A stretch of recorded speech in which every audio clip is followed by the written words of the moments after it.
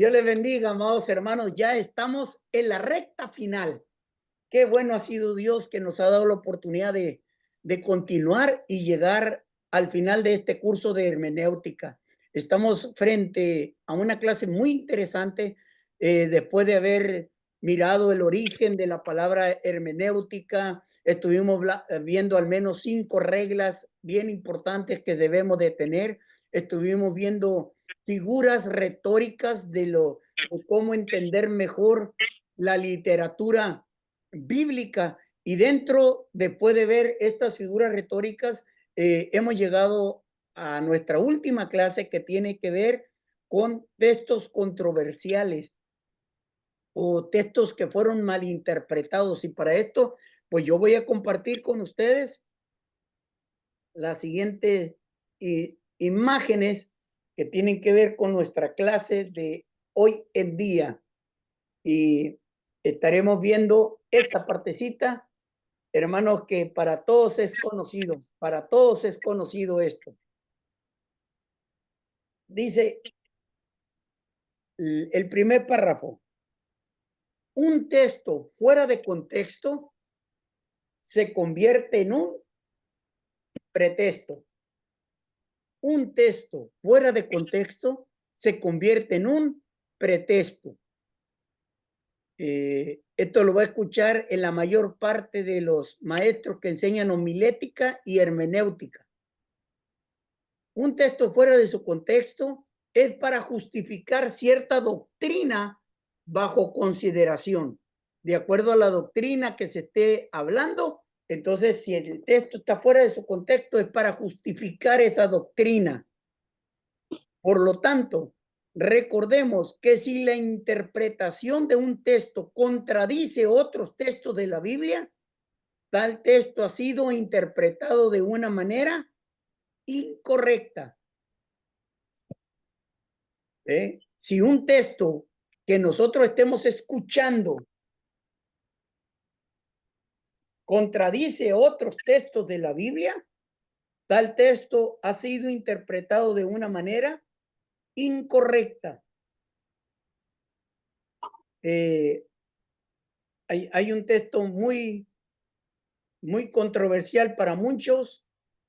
No lo voy a hablar ahorita, pero el libro de Hechos nos registra que Pedro da una orden y dijo que tenemos que ser bautizados en el nombre de Jesús, mientras Jesucristo mismo dijo que teníamos que ser bautizados en el nombre del Padre, del Hijo y del Espíritu Santo.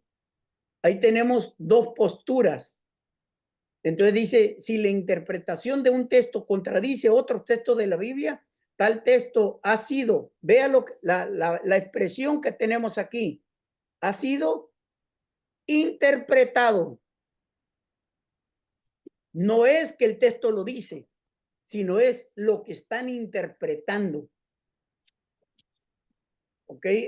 Pedro solamente está haciendo la diferencia del bautismo de Jesús, del cual habló Jesús, que dijo en el nombre del Padre, del Hijo y del Espíritu Santo. Está diferenciando el bautismo de Jesús del bautismo de Juan el Bautista, y lo está diferenciando del bautismo de los esenios o de los baños que ellos usaban, los rituales de santificación, de santidad, de purificación. Ok, entonces hasta ahí voy a dejar esto solamente para traer un poquito acerca de un texto, cómo puede contradecir a otros textos de la Biblia cuando se interpretan. ¿Okay? No es que el texto está contradiciendo a otro texto. Por eso dice aquí, si la interpretación de un texto contradice, no es que un texto contradice a otro. Ahora, amados hermanos, usted como líder de su congregación, cualquiera que sea su posición en su congregación como dentro del liderazgo, hay dos responsabilidades importantes que le han sido dados al maestro o al líder. Número uno, que debemos de explicar la verdad y debemos de exponer el error. Esa es una responsabilidad. Es nuestra responsabilidad. Nosotros no podemos evadir esto, hermano. Es responsabilidad. Tenemos que aprender a asumir responsabilidades. ¿Qué es lo que yo predico? ¿Cómo estoy interpretando? Ahorita, gracias a Dios, ya no es muy válido, hermanos, decir, es que no me di cuenta. Ahorita estamos llenos de recursos en el Internet. Tenemos bastantes recursos para investigar un texto, para investigar qué es lo que dijo el autor, el escritor. O sea, tenemos bastante. Así que debemos de explicar la verdad, que no se le olvide esto y exponer el error. Es por eso que ustedes me van a escuchar siempre porque me siento responsable. Me molesta la gente que hace negocio con la iglesia. Ese es uno de mis mayores problemas en este tiempo, de la manipulación psicológica que hacen en la iglesia, porque nosotros tenemos una responsabilidad de guiar al pueblo como ovejas y enseñarle la palabra. Pablo ya le enseña a Timoteo la necesidad de interpretar las escrituras con extremo cuidado. Pablo le dijo a Timoteo, procura con diligencia presentarte a Dios aprobado. Pero vea la palabra que tiene aquí. Esta siguiente palabra es esencial. Como obrero. Tienes que presentar aprobado delante de Dios como obrero. Dice que no tiene de qué avergonzarse, pero enseguida dice que maneja con precisión la palabra de verdad. Que traza bien, dice la Reina Valera, que traza bien la verdad. Trazar es enseñar, es exponer. Esta es una enorme responsabilidad que tenemos quienes enseñamos, hermano. E independientemente de nuestra doctrina, debemos de tener mucho cuidado con esto, que maneja bien la palabra de verdad. Cuando usted sube a un púlpito para predicar, para enseñar, para dirigir, debemos de tener cuidado cuando leemos un texto. Le voy a decir,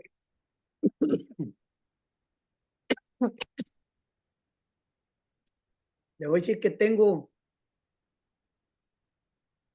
una, no sé si llamarle manía, o es parte de lo que yo siempre estoy escuchando, quién predica, cómo enseñan, qué están tratando de exponer.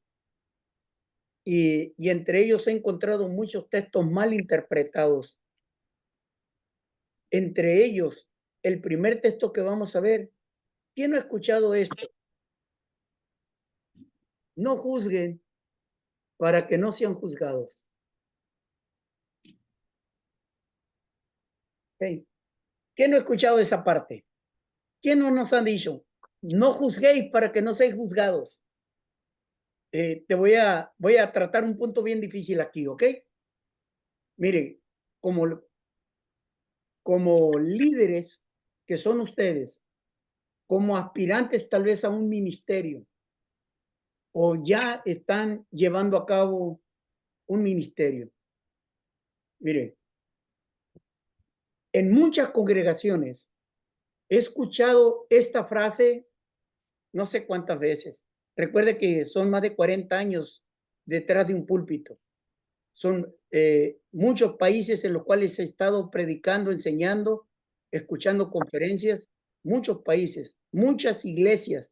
Son alrededor de unas 15 o 20 iglesias diferentes al año en las cuales me toca estar. Y en muchos problemas, tal vez debido a mi compromiso como ministro. He formado parte del consejo en mi región desde el año 2000.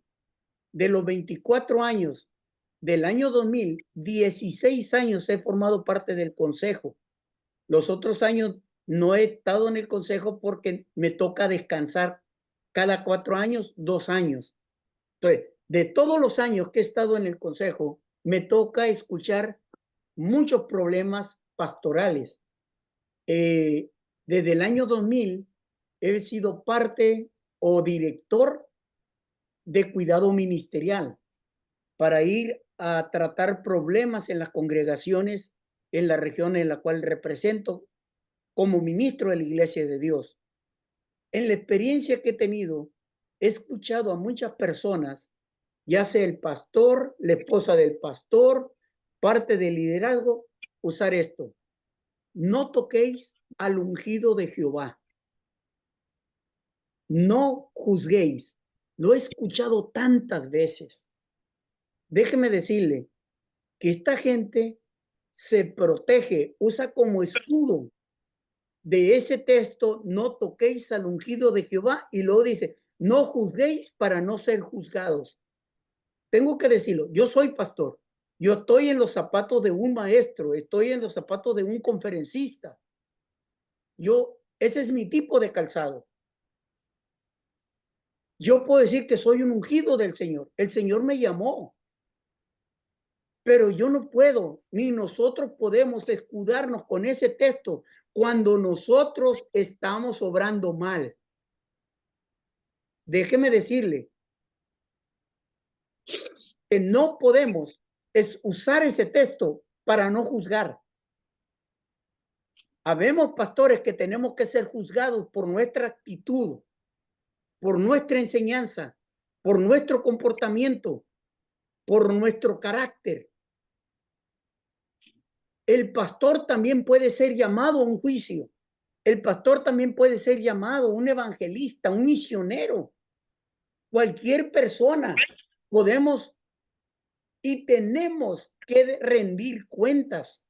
Y ese texto se ha mal usado para proteger. Entonces la primera excusa que se pone dice: no toquéis al ungido de Jehová.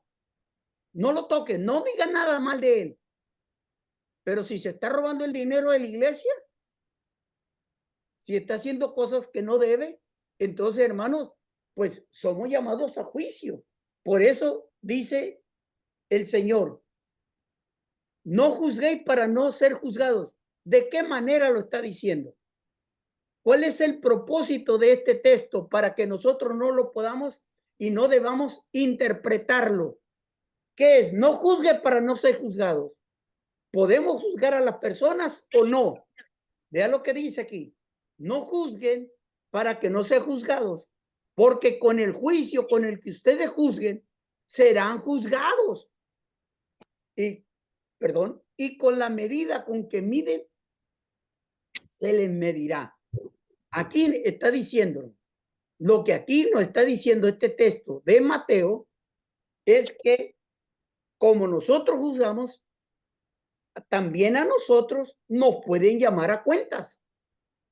Por eso debemos de juzgar con la misma medida, o sea, hacer un juicio justo. Vamos a la otra diapositiva. Vea, el Señor no nos está diciendo: no, nunca juzguen a nadie de ninguna manera, sino que Él nos advierte, el Señor nos advierte, hermanos, y esto es lo que debemos de saber, que el Señor nos dice o nos da esa advertencia: antes de juzgar a alguien, piensen muy bien, no juzguen a la ligera, piensen muy bien lo que hacen. Antes de juzgar, piensen muy bien cómo lo van a hacer. Piensen muy bien cómo lo van a hacer, sabiendo que de esa misma manera ustedes también serán juzgados. Si yo soy injusto, yo estoy sembrando y esa siembra yo lo voy a cosechar. Entonces tenemos que ser justos a la hora de traer un juicio. La misma Biblia me da a mí autoridad para juzgar cuando dice: probad todo espíritu. Puede ser espíritu de chisme, idolatría, cualquiera. Yo lo puedo juzgar. Por eso la Biblia dice: escudriñalo todo. retener lo bueno, desechar lo malo. Allí estás juzgando. ¿Quién te dio la capacidad para decir que esto está bueno o esto está malo? Pero la Biblia te dice, escudriñalo todo, retén lo bueno y desecha lo malo. Entonces, en el comportamiento, situaciones que se dan en una persona, hermanos, nosotros somos llamados a juzgar. De hecho, la Biblia dice, al hombre que te cause divisiones, después de una o dos amonestaciones, si no te hace caso, dice, deséchalo de la iglesia. ¿No es acaso esta situación, no es acaso dar un juicio sobre una persona? Entonces, ¿por qué vamos a despedir a una persona de una congregación si no la hemos juzgado? Entonces, no son textos que se están contradiciendo. Lo que pasa es que lo hemos mal interpretado. Entonces, ¿cómo estamos interpretando nosotros el hecho de juzgar? Número uno, no juzgue sin misericordia, porque el que piensa que está firme, mire y no caiga. El juicio, hermano, debe de ser para restaurar, no para avergonzar. Un juicio debe de ser para restaurar a nuestro hermano, a nuestra hermana, pero no para desecharla. Entonces, ¿qué es lo que pasa en la mayor parte de las congregaciones? Que cuando se juzga para avergonzar. Yo vengo de un trasfondo donde la persona cuando era juzgada se le sentaba en la parte de atrás de la iglesia. Aunque la persona se sentaba enfrente, en medio, ya en el momento de ser juzgado, de estar en disciplina, se le ponía en la parte de atrás. No se le acepta, él no podía. Ay, ay, ay. Perdónenme ustedes, porque sé que alguien puede estar escuchando este video fuera del contexto del Instituto Bíblico, porque está público, pero mire, los pastores ponían en disciplina después de un juicio a una persona y la sentaban atrás. No pueden, no podían pasar al frente para testificar, ni para, ¿qué más? Ni para leer un texto, ni para predicar, ni para enseñar. Ah, me voy a ir bien mal, me voy a escuchar aquí, pero para pedirles el diezmo. Ve, a eso me refiero yo. O sea, si la persona no puede pasar al altar, no tiene el derecho de tomar Santa Cena, no tiene el derecho de sentarse enfrente, lo van a sentar en la parte de atrás, pero sí quieren el diezmo, porque uno de los requisitos es que sea fiel en los diezmos y en las ofrendas. Wow, wow. Perdóneme, perdóneme si no puede tragar o pasar esta píldora a usted. Perdóneme, pero esas son las injusticias. Por eso el Señor dice, no juzgues, pero está hablando de ese juicio injusto, de ese juicio carnal, de ese juicio donde no se dignifica al ser humano, sino de un juicio que humilla a la persona. Así que la próxima vez que nos toque juzgar a alguien, juzguémoslo con misericordia, si nos toca juzgar. Porque recuerde que también con la medida que nosotros somos juzgados, llegará un día en que nos pueden juzgar. El que piense que está firme, mire y no caiga. Este es un texto, hermanos, que se malinterpreta porque la palabra juzgar, vean, que es un verbo griego que se traduce, el verbo juzgar se traduce como, viene de crino, crino. Y esta palabra, este verbo crino, en el Nuevo Testamento aparece 114 veces en el Nuevo Testamento. Y, y de esas 114 veces está en 98 versículos diferentes. ¿Y de qué habla el verbo crino? Habla de juzgar. ¿Juzgar qué quiere decir? Separar, distinguir, Viene esa palabra fuerte, juzgar, considerar, cuestionar, pronunciar sentencia, condenar o vindicar.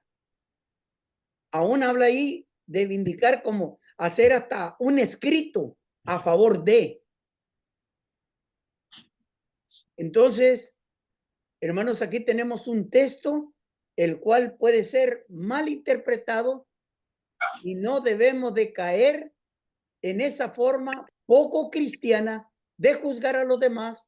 Sin embargo, no debemos dejar de usar nuestro juicio para juzgar y para discernir, tal como el Señor nos lo enseña en hacerlo en su palabra, hacer un juicio justo. No sé, amados hermanos, porque ya la otra parte, no sé si aquí habrá alguna pregunta o algún comentario de ese texto.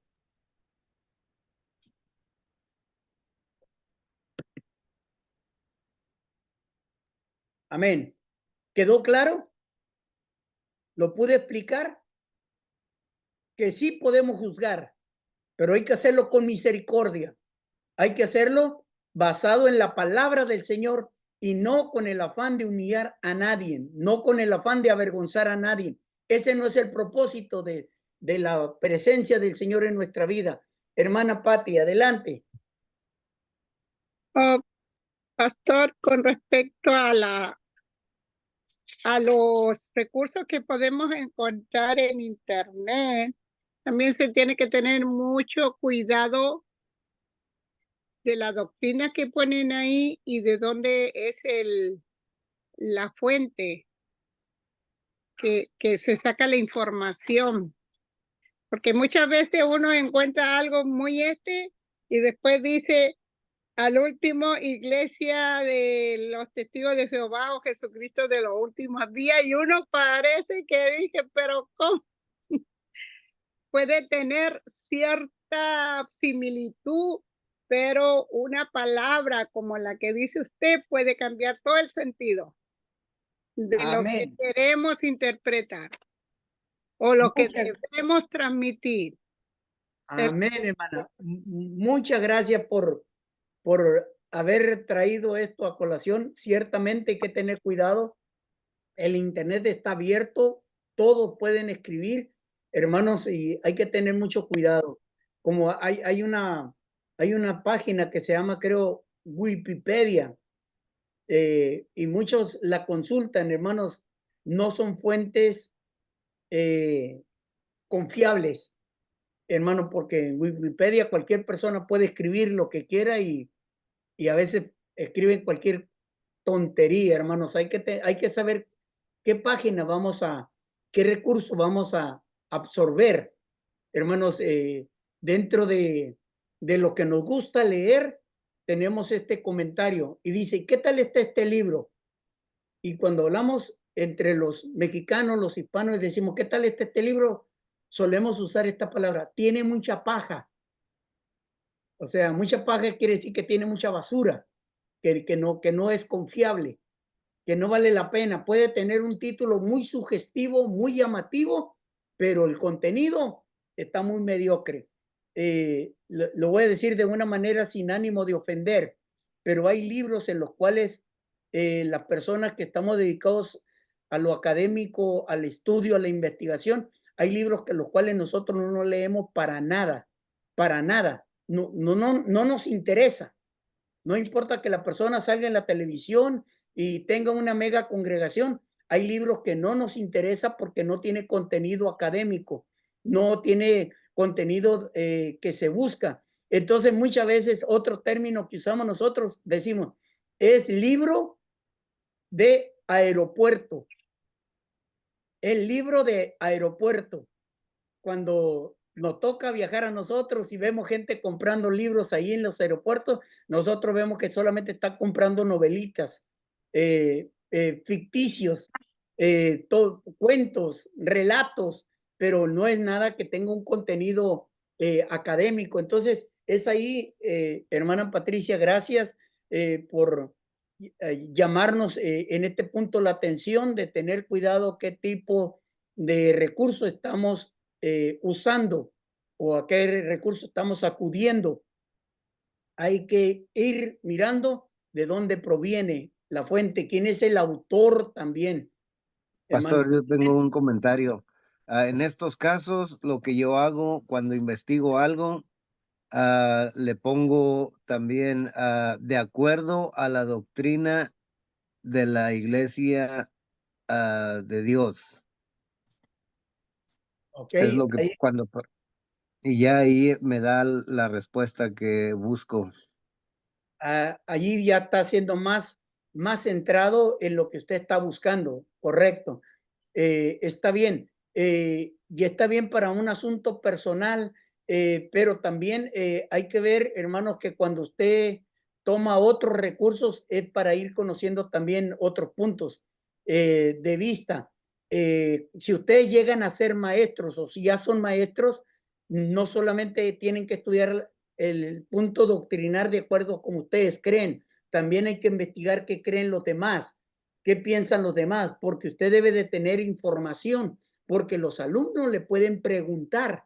Entonces, si los alumnos le preguntan, por ejemplo, yo no predico ni practico masonería, pero tengo alrededor de unos, ¿qué será? Unos 60 libros que tratan sobre la masonería. ¿Por qué? Porque yo tengo que documentarme para si alguien me pregunta, yo poder dar una respuesta. Yo no practico el rosacrucismo, ¿ve? Pero también tengo que investigar. Lo único que no voy a tener yo en mi biblioteca, hermanos, por asunto de sexología, los libros 3X, pornografía, tampoco voy a tener asuntos espirituales, lo que tiene que ver con hechicería, brujería, cómo hacer amarres, cómo hacer una hechicería, un embrujo. No, no, no, no, no se mete en eso, hermano. Ahí ese es estar buscando, ahora sí, libros de texto bajo pretexto. Entonces tenemos que ser sabios, hermano. Tenemos que tener mucha sabiduría para cuando estamos buscando los recursos. Pero si algo usted quiere para edificación personal, haga lo que hace el hermano Juan y usted ya lo pone. Si usted lo pone allí en San Google, entre comillas, es lo único que va a buscar. Esa es una clave. Usted busca, por ejemplo, zapatos de hombre, póngalo entre comillas y solamente le van a aparecer zapatos de hombre. Si usted nomás pone zapatos de hombres, es muy probable que le van a aparecer zapatos unisex. ¿Ve? Entonces, por eso le va a poner esa entre comillas y lo va a llevar. Si usted quiere poner amor de Dios, póngale entre comillas y lo va a ayudar a buscar encontrar lo más acertado y lo que más se acerque a lo que usted está buscando. ¿Algún otro comentario, hermanos? Entonces ya tenemos, gracias hermana Marlene por el comentario en el chat. Y ahí seguimos, hermanos, avanzando ahora con el siguiente texto.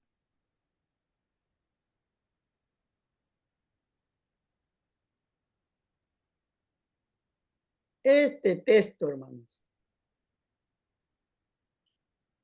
Este texto es el número 2 que estamos viendo hoy. Apocalipsis 3:20. Dice, mira que estoy a la puerta y llamo. Reina Valera dice, he aquí yo estoy a la puerta y llamo. Si alguno oye mi voz y abre la puerta, entraré y cenaré con él y él conmigo. Este texto, amados hermanos, comúnmente es un pasaje y están en muchos folletos, muchas cantidades de folletos, y es considerado un texto evangélico. Y déjeme decirle, con mucho pesar, porque tal vez es un buen texto para nosotros, pero está siendo usado fuera del contexto. Este texto no es para evangelizar. Este texto tiene un trasfondo cultural, tiene un propósito, el autor tiene un primer sentido para decirlo. Este tiene que ver con una iglesia que está en la Odisea. Tiene que ver con iglesia, no tiene que ver con el pecador. No me malinterprete. Si usted quiere seguir usando ese texto, lo puede seguir usando, pero está fuera de contexto. No es para evangelizar. El Señor no está diciendo, abre tu corazón que yo quiero entrar. Ahorita, abre tu corazón que yo quiero entrar. Se usa para evangelismo. Evangelismo. No es para evangelizar, hermano. El Señor le está hablando a una iglesia. Le está hablando al creyente. Es muy diferente hablarle a un creyente que ha sacado a Cristo, hablarle a un pecador que nunca le ha entregado su corazón a Cristo. Es totalmente diferente. Y podemos decir, ay, hermano, sí, mire, pero el Señor usa su palabra. Sí, yo sé, Dios usa su palabra. Dios puede usar, bueno, usted y yo podemos usar, voy a dar la comparación. Usted y yo podemos usar unas pinzas, unas tenazas para clavar un clavo. Lo podemos usar. Es más, podemos usar hasta los tacones de un zapato para clavar un clavo. Podemos usar una piedra para clavar un clavo. Pero lo más efectivo va a ser el martillo. ¿Me explico, hermano? Si usted va a clavar un clavo en la pared, es mejor que busque un martillo. Y hay otra cosa, ya para ahora, para nuestro tiempo. Voy a explicar esto rapidito. Cuando recién llegué a Estados Unidos, yo fui a una tienda y miré que un pantalón estaba en especial y lo compré. Y se me hacía un pantalón bueno, bonito. Y un domingo yo me lo puse y fui a la iglesia. Yo no entendí el momento del por qué una hermana que me dijo, me preguntó, bueno, no me preguntó, me afirmó y me dijo, ay, pastor, y usted viene de trabajar y desde el trabajo se vino a la iglesia. Había comprado un pantalón para trabajar que era de trabajo, pero como yo acababa de llegar de México, pantalón es pantalón.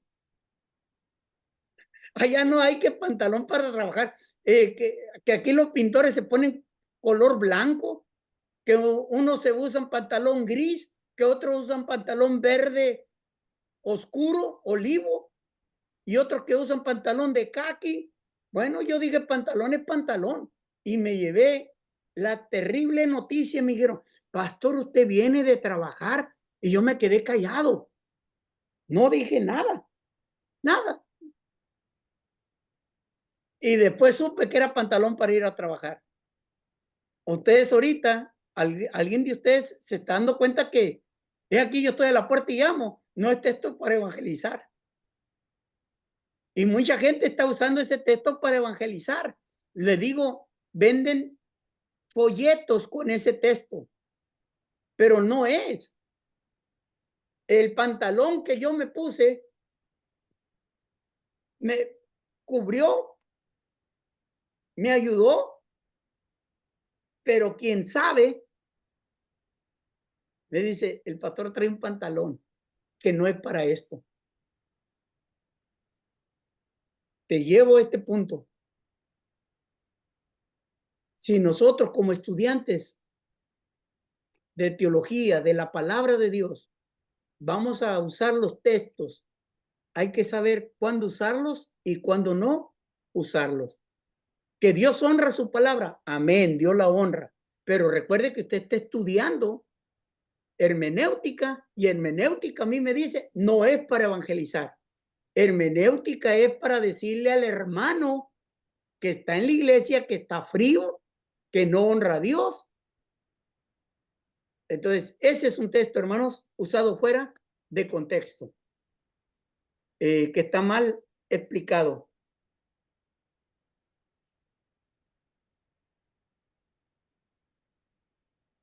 Amén. Déjame ver si vayamos a la otra parte.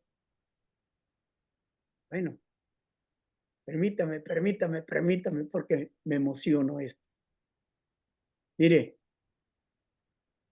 hay un texto en la Biblia. Esto no está en lo que traigo aquí. Lo voy a decir rapidito. Hay un texto que dice, cree en el Señor Jesucristo y serás salvo tú y toda tu casa.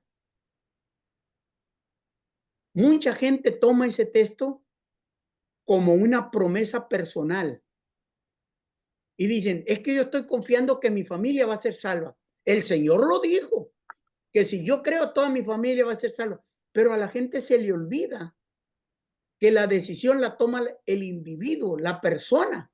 Y si la persona no quiere aceptar a Cristo, no va a ser salva.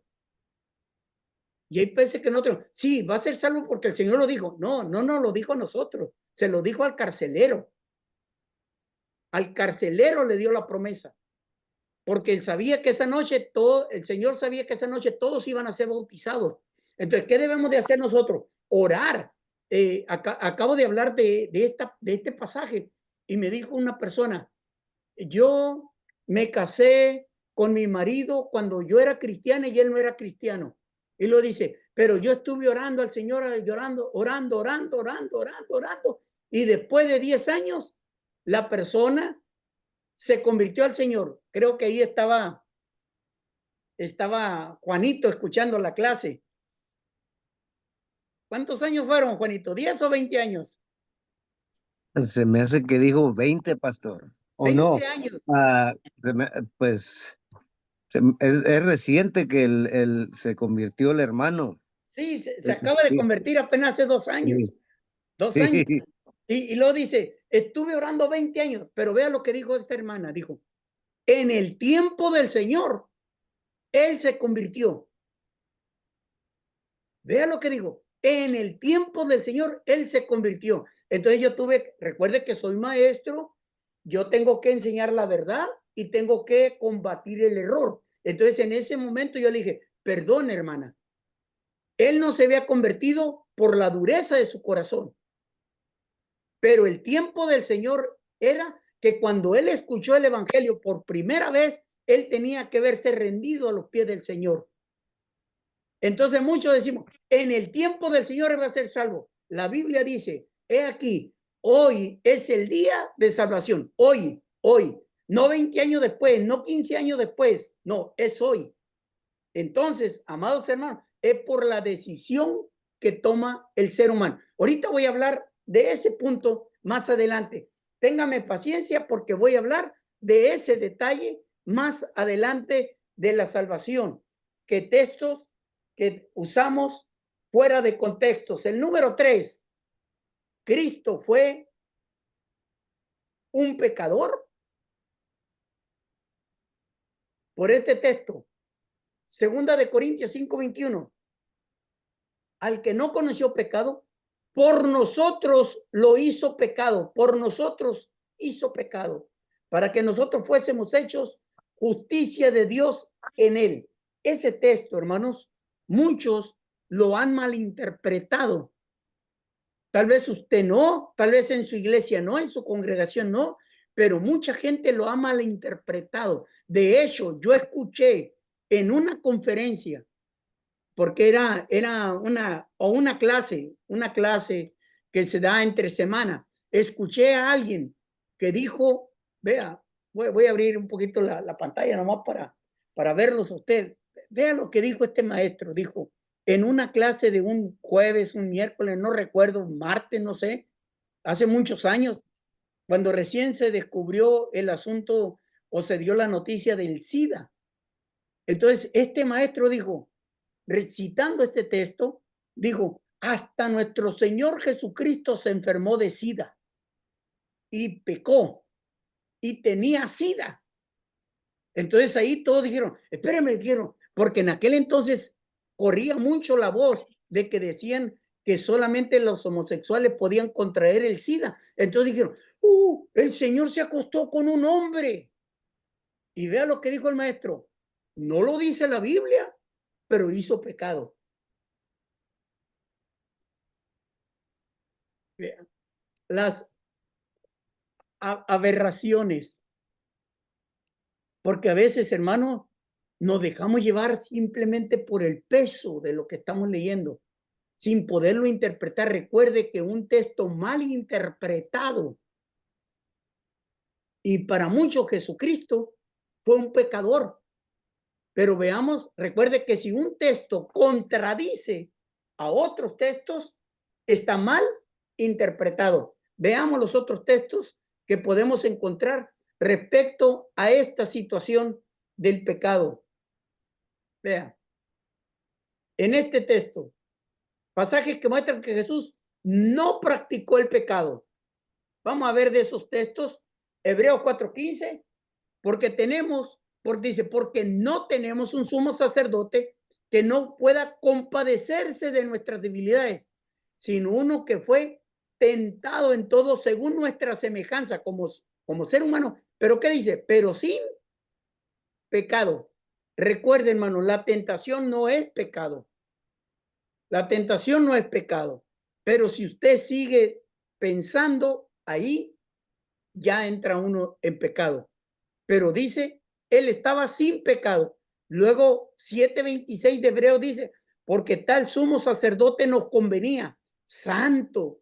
Santo quiere decir apartado, inocente, sin mancha, apartado de los pecadores, o sea, de la acción, de lo que hacen los pecadores.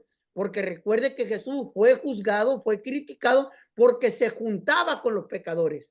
Aquí este texto no está contradiciendo aquel otro texto, sino que está diciendo apartado de los pecadores, es decir, apartado de las acciones de la gente que peca y hecho más sublime que los cielos.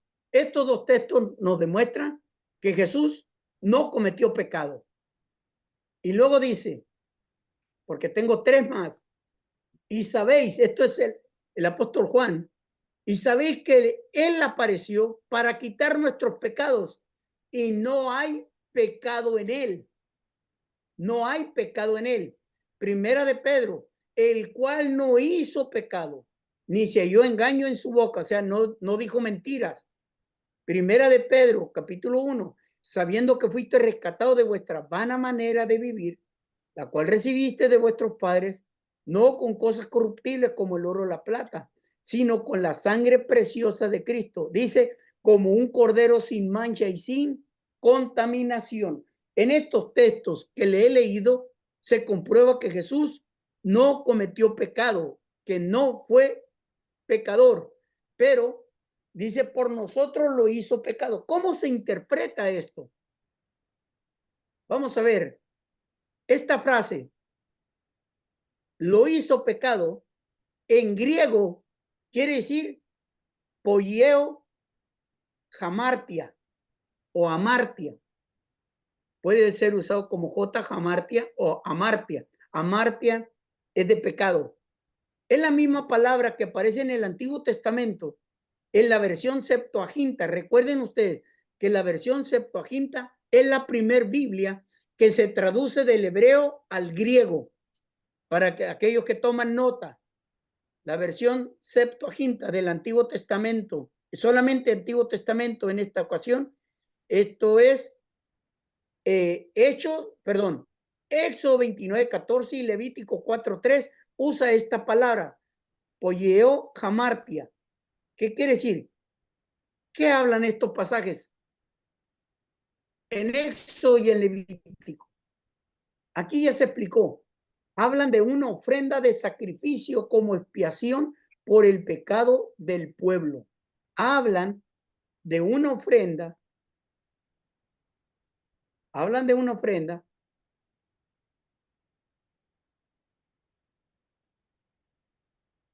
Hablan de una ofrenda. Perdón. De sacrificio como expiación por el pecado del pueblo.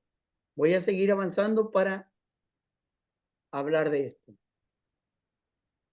La palabra pecado, que es hamartia en griego, es la palabra hebreo shatahá, chatá. ¿Qué significa? ¿Qué significa pecado? Ofensa, pecado, como lo estamos viendo, transgresión. Estas dos palabras aparecen para indicar, vea, una ofrenda como expiación por el pecado. Esas dos palabras, hamartia y chatá, aquí, hermanos, en Éxodo y en Levítico, hablan de una ofrenda para el pecado. Y estas palabras aparecen 94 veces en Éxodo, en Levítico, en Número, y siempre se usa para indicar una ofrenda o expiación por el pecado. Creo que es en la última. Aquí lo tenemos. Esta frase, comparándola con la palabra paralela. Ustedes ya estudiaron esto, hermanos. Ustedes ya estudiaron estos pasajes paralelos. ¿Eh? Comparándola con la palabra paralela que aparece en otros pasajes de la Biblia, significa y quiere decir que Jesús fue hecho una ofrenda expiatoria por el pecado de nosotros. Isaías 53:6 dice que Jehová cargó en Jesús el pecado de todos nosotros. Quiere decir que Jesús llevó nuestros pecados sin ser Jesús mismo el pecador, sin decir que Jesús fue el pecador. Si se da cuenta, hermano, este texto cuando se explica, dice, él fue pecador, es muy diferente decir, él llevó el pecado de nosotros. Él fue lo que dijo Juan, el Cordero de Dios que quita el pecado de nosotros. Nuestro pecado fue puesto sobre de él. No es que Jesús fue homosexual, no es que Jesús robó, no es que Jesús maldijo, no es que Jesús esto, sino que nuestros pecados fueron puestos sobre él. Para nosotros, la mayor parte, hermanos, del pueblo evangélico lo entiende, pero hay predicadores, hay congregaciones que lo creen de esta manera. Entonces aquí tenemos otro texto sacado fuera de su contexto. ¿Alguna pregunta o comentario? Lo escucho.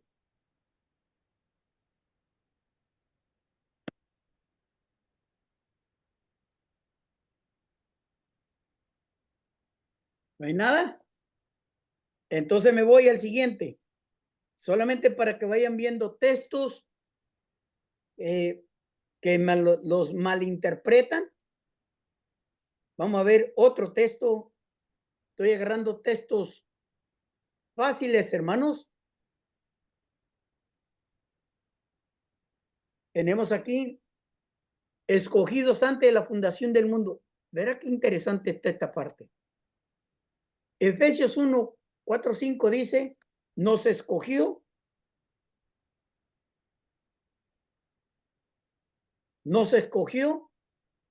en él antes de la fundación del mundo. Esta palabra, hermanos, perdonen, esta palabra, nos escogió. Esto, hermano, nos escogió, ha traído tanta controversia. Esto sí es un texto muy conocido en muchas doctrinas, porque de ahí salieron falsas doctrinas, y una de las falsas doctrinas es la doctrina de la elección incondicional, o también llamada la predestinación.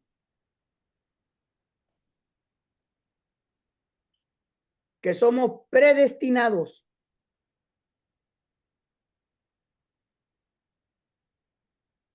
Somos predestinados. Esta doctrina errónea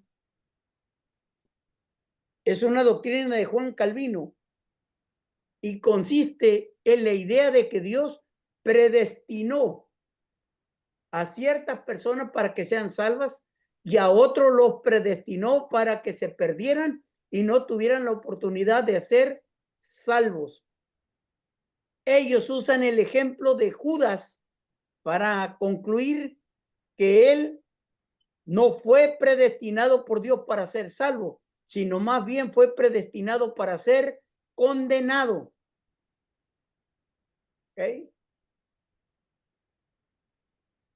Mire, la predestinación. ¿Ha escuchado usted alguna mamá, algún tío, alguna abuela, algún vecino que dicen, ni volviendo a nacer? Esa es la predestinación. Ni volviendo a nacer. Le digo que nosotros usamos muchas partes de la hermenéutica en nuestro diario hablar. Ni volviendo a nacer. Amén, hermana María. Yo tengo una pregunta, pastor. Yo sí he escuchado también personas, mamás así, que dicen que estaba predestinado a que se suicidara, que se muriera, que era el plan de Dios para que nosotros, o sea, estoy hablando de las personas que dijeron, para que nosotros nos afirmáramos. Falsa doctrina. No está predestinado a que una persona se suicide. Ok. Porque el suicidio es condenación. Nadie puede tomar la vida de uno ni la vida de otro. ¿Ve? Entonces, si una persona se suicide para que otro se afirme, hermano, está mal. Está mal usado, está fuera de contexto.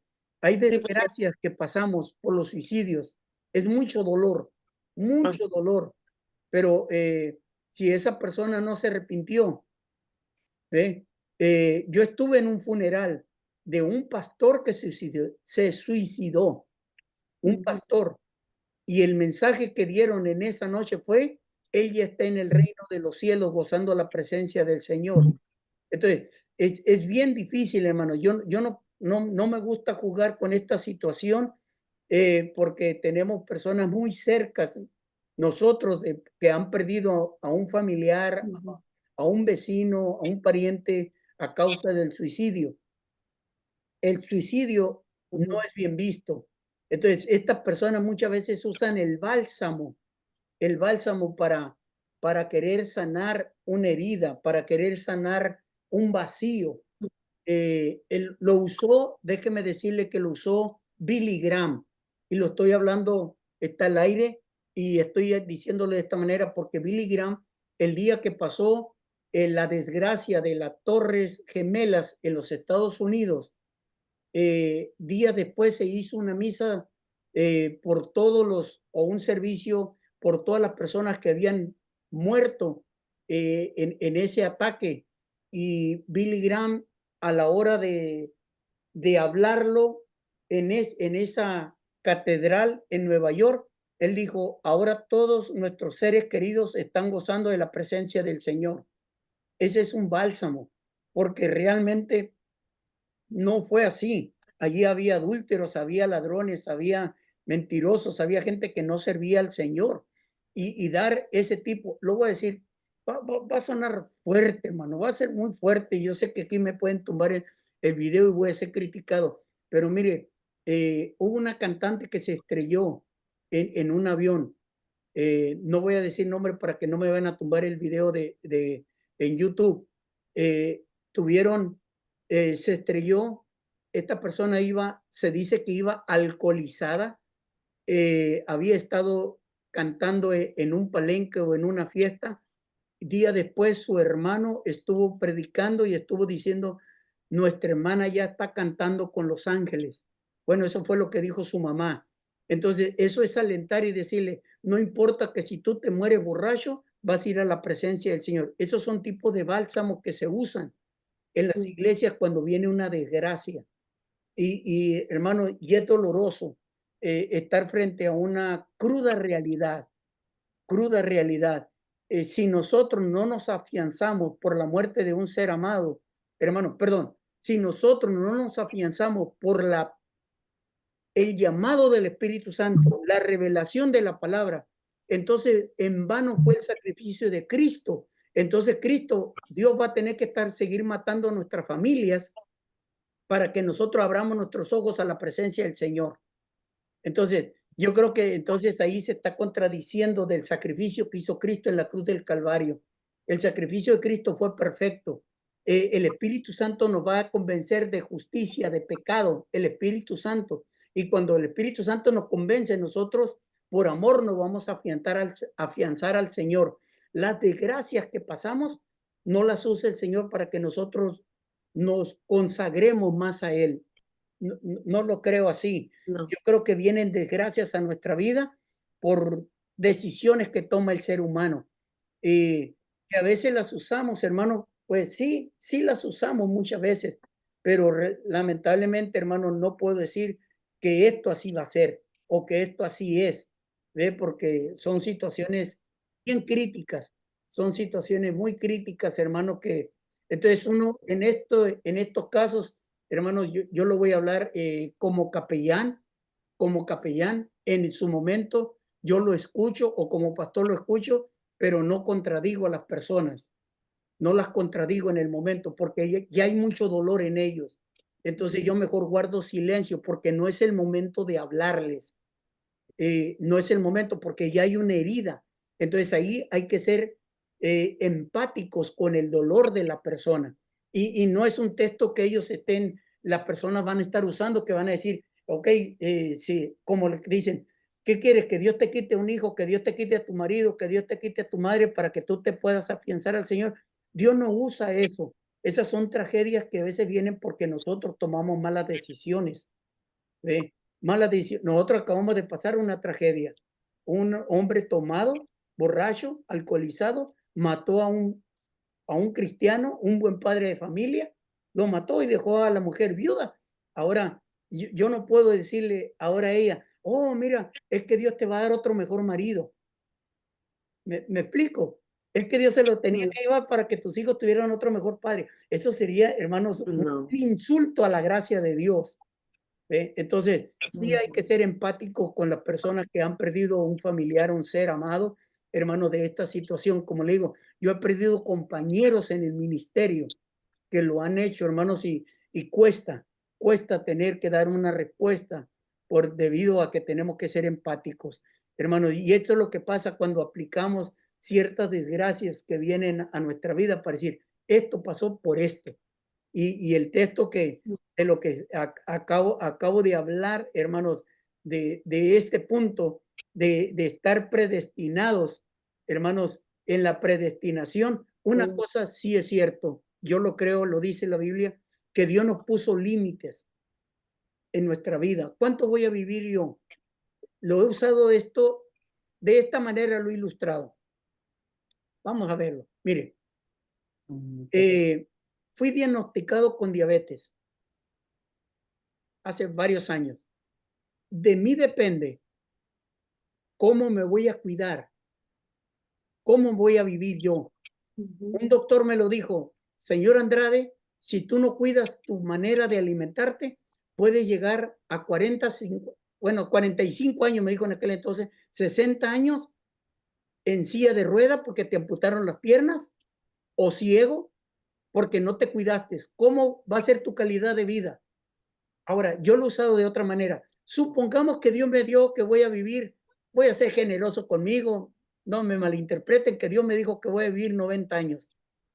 Si Dios me dijo que voy a vivir 90 años, hermano, yo no quiero acortar mi vida a los 70 años por estar comiendo lo que no debo de comer, porque se me sube la presión, porque se me suben los niveles de azúcares, que porque perdí la vista, al perder la vista me tropecé, me golpeé, caí mal, no, hermano, tiene que ver cómo voy a cuidarme yo. Entonces yo le digo a los demás, si Dios me puso 90 años, yo quiero llegar a lo mejor a los 90 años.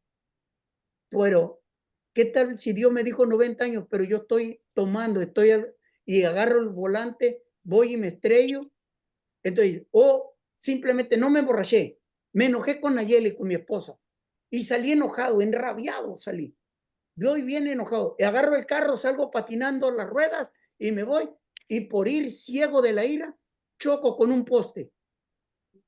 Y ahí muero. No es que Dios me dijo que eran ese punto, yo estoy adelantando mi muerte.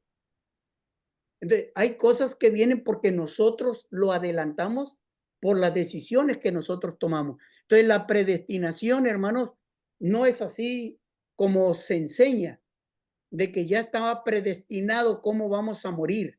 No, hermano, hay veces que nosotros tomamos decisiones que no están en los planes del Señor. Yo sé los pensamientos que tengo acerca de vosotros. Son pensamientos de bien y no de mal. Dios tiene pensamientos de bien para Martín Andrade. Pero si yo tomo malas decisiones, entonces voy a estar sufriendo consecuencias.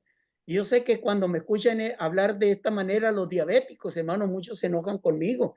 Muchos me dicen, ya vas a empezar otra vez. ¿Por qué? Porque están con la cocota, están con el pan dulce, están comiendo chicharrones a todas horas, no se están cuidando. Entonces, hermanos, en este punto tengo mucho cuidado, hermana María, a la hora de hablar con las personas que han perdido un ser amado y no es en sí, yo no creo que sea ese tipo de predestinación que va a venir, porque yo conozco a una persona que toda su familia fue diabética y aquí está la doctora Cruz, nuestra hermana, que me puede corroborar en esto. Dicen que la diabetes puede ser algo que se hereda, hereditario por las familias, y que si la familia, la abuela era diabético, yo puedo ser diabético, si el tío es diabético, yo puedo ser diabético. Entonces, pero si yo cuido mi forma de alimentarme cuando ven que soy prediabético, hermana, creo que no voy a tener las consecuencias de mis abuelos. ¿Estoy en lo correcto o estoy mal, hermana Cruz? No, Doctor. sí está en lo correcto, pastor. Sí está en lo correcto. Hay un factor genético, pero nosotros podemos revertir con nuestra alimentación y con nuestros cuidados a que se desarrolle. De hecho, todos tenemos glucosa en la sangre, nada más que pues a veces no nos cuidamos y esta se sale de sus cifras habituales. Amén. Bueno, entonces ahí está las decisiones que nosotros tomamos. Entonces la predestinación tiene que ver con la decisión que nosotros tomamos. Espero haberle contestado, hermana María. Creo que me fui por la versión larga, hablé mucho. Sí, sí, fue una respuesta muy buena, pastor. Muchas gracias. Y eso que también lo que acaba de decir, pues sí, es verdad, todo depende de las decisiones de que dicen de las genéticas de hereditarias, ¿verdad? Hace unos años a mí también la doctora me dijo, tienes diabetes. En la iglesia me empezaron a decir, no, no, ¿dónde estoy en esa iglesia? ¿Vas a usar la máquina? ¿Vas a usar eso? No, yo solo dije, quiero ir con la nutrióloga. Guardé mi boca de no mucho pan, mucha soda. Empecé una alimentación diferente y gracias a Dios estoy sana. Yep.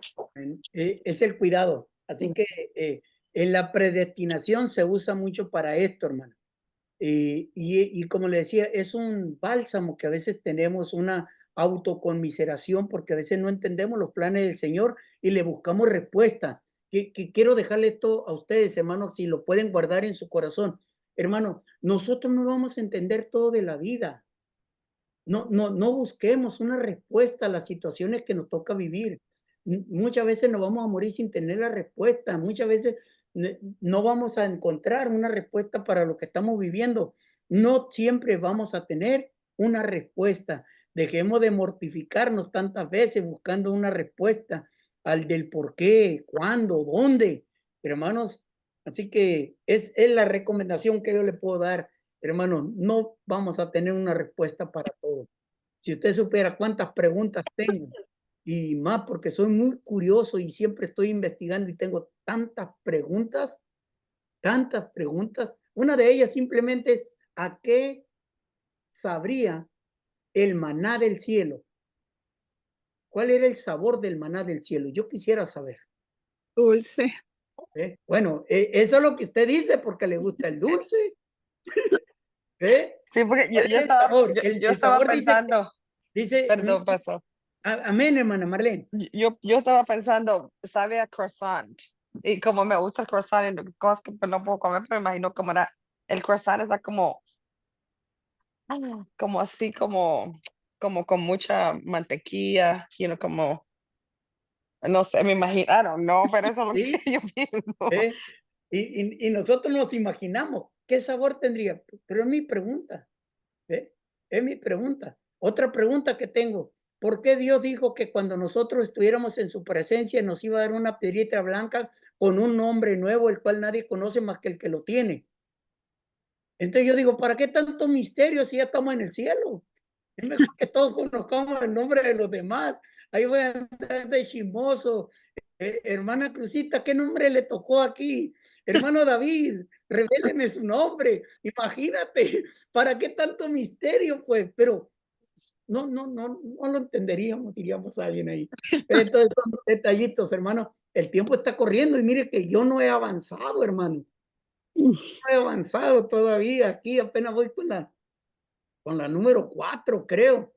En este punto, hermanos, cuando la Biblia dice antes de la fundación del mundo, no está diciendo que Dios ya tenía una lista de nombres de aquellas que iban a ser salvos y los que o sea, Dios no tiene la lista aquí, estos van a ser salvos. Y imagínense qué crueldad de Dios.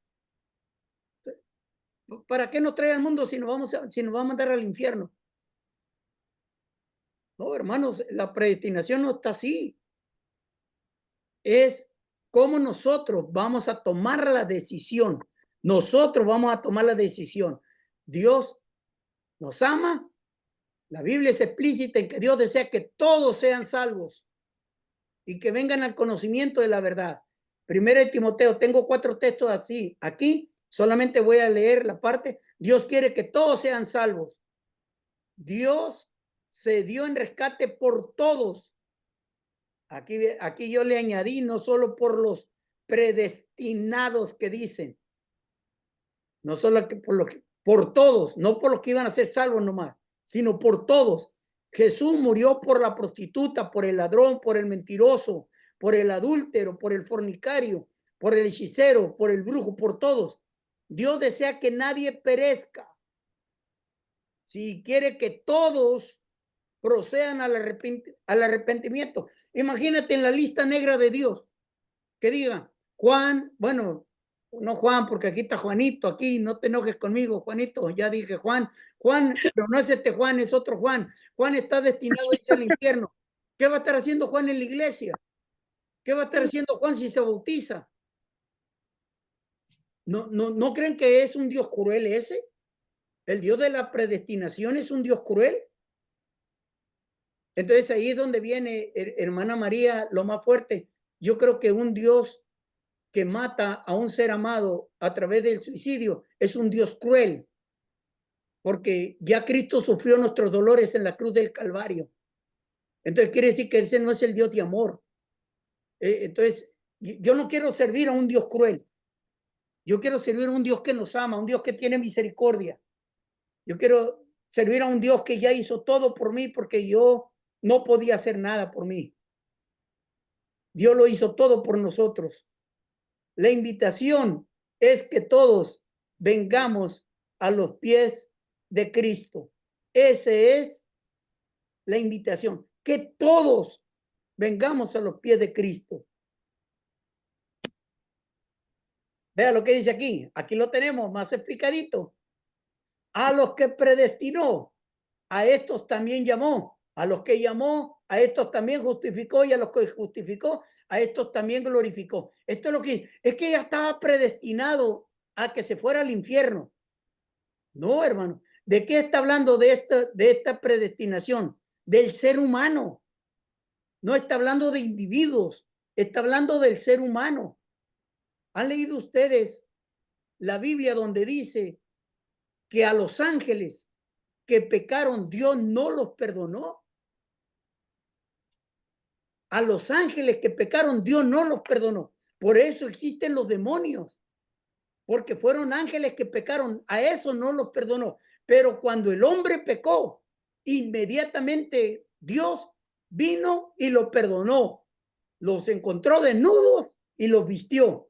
Entonces, está hablando del ser humano, no está hablando de individuos. Entonces, por lo tanto, podemos ver que nosotros, que aquellas personas que respondieron al llamado del evangelio, fuimos justificados, somos santificados y vamos a ser glorificados en Cristo. Entonces, aquí se entiende ya, hermanos, para quién viene la predestinación. Amén. ¿Alguna pregunta, hermanos? ¿O me voy con el otro texto? Quiero terminar para las 8:30 más tarde, hermano. No quiero llevármelo hasta las 10, hasta las 11, porque tal vez voy a estar hablando solo. Pastor. A ver, ya la hermana Pati ya se está durmiendo. ¿Bien? Entonces, si no hay ninguna pregunta, amén. Entonces, vayamos al siguiente texto. Mire, y estamos hablándolo poco a poco, despacio, hermano. Ve lo que dice aquí, el número 5. Entonces, una mujer llamada Lidia, vendedora de púrpura de la ciudad de Tiatira, que adoraba a Dios, estaba oyendo y el Señor, pero grábese de una vez esto, estaba oyendo, eso grábelo. Dice, y el Señor abrió el corazón para que ella estuviera atenta a lo que Pablo decía. Abrió el corazón. Vamos a ver esto. Una de las falsas enseñanzas que se ha tomado de este texto es la llamada operación directa del Espíritu Santo. Operación directa del Espíritu Santo. ¿Se acuerda de lo que le decía de la clase que tuvimos nosotros en Auxilio Divino que decía la hermana? Pero en el tiempo de Dios, Él vino al Señor. Que yo le dije, no lo tome así. Es cuando Él escuchó la palabra. Hoy es el día de salvación. Entonces muchos están esperando que venga una operación directa del Espíritu Santo para poder ser salvos. Que no se me malinterprete, pero esta enseñanza, hermanos, también es conocida como gracia irresistible. Gracia irresistible. Gracia irresistible. ¿Qué quiere decir esto? Que ni una persona va a ser salva si el Espíritu Santo, vea, si el Espíritu Santo no hace la obra solo. Nosotros leemos que tenemos libre albedrío. Nosotros tomamos la decisión de seguir o de rechazar al Señor. El joven rico, cuando Jesús le dijo, vende todo lo que tiene, dice que aquel joven dio la media vuelta y se fue. Jesús no se fue detrás de él, rogándole, porque él tenía libre albedrío. Cuando usted ve la gracia irresistible, es que cuando el Señor habla, nadie se resiste. Y no importa si quieres o no quieres, tú sirves al Señor. En otra palabra, la gracia irresistible es ser títere de Dios. Y usted y yo no somos títeres. Tenemos libre albedrío. Usted y yo no somos obligados a honrar a Dios. No somos honrados. Por eso la Biblia dice que debemos de cuidar nuestra salvación. Por eso la Biblia dice, el que está firme mire y no caiga. Entonces, si existiera la gracia irresistible, hermana Cruz, hermano Juanito, hermana Pati, Valeria, nunca habla Valeria. Nomás nos ve Valeria, nomás. Valeria. Habla, mija. No habla ella. Pero mire, si la gracia irresistible fuera cierta, imagínese que fuéramos todos calladitos a lo que Dios dice. Entonces, la gracia irresistible es, ¿para qué me resisto? Dios ya me salvó. Entonces, aquí voy a estar en la iglesia cantándole, adorándole. Total, yo ya estoy aquí. Entonces, como es la gracia irresistible, igual que la predestinación, quiere decir que yo puedo emborracharme. Quiere decir que yo puedo vivir mal, porque es una gracia irresistible. Yo no me puedo resistir. Entonces, todo lo que el Señor diga, ahí estoy. ¿Y qué nos dijo el Señor cuando le dijeron los discípulos, enséñanos a orar? Nos dijo que teníamos que orar y teníamos que decirle al Señor, sea hecha tu voluntad como en el cielo, así también en la tierra. Sea hecha tu voluntad, pero para que se cumpla la voluntad de Dios, yo tengo que estar disponible.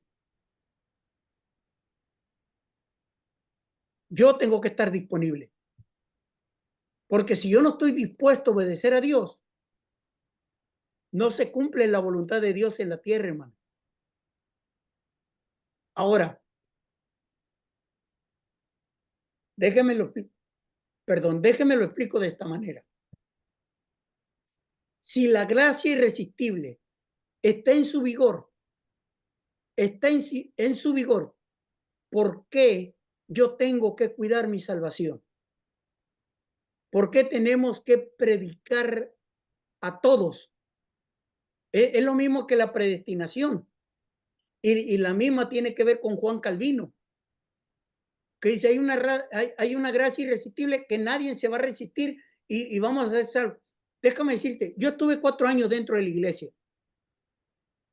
Antes de ser salvo, 4 años, no lo digo con orgullo, en mi vergüenza personal, por 4 años yo pasaba al altar. Por 4 años yo sentía la presencia de Dios, yo sentía del amor de Dios, pero por 4 años yo hice lo que yo quise. Yo hice y yo viví como yo quise. Y a mí no me importaba. Yo podía haber estado un domingo llorando en el altar, hermano, tocado por el amor de Dios.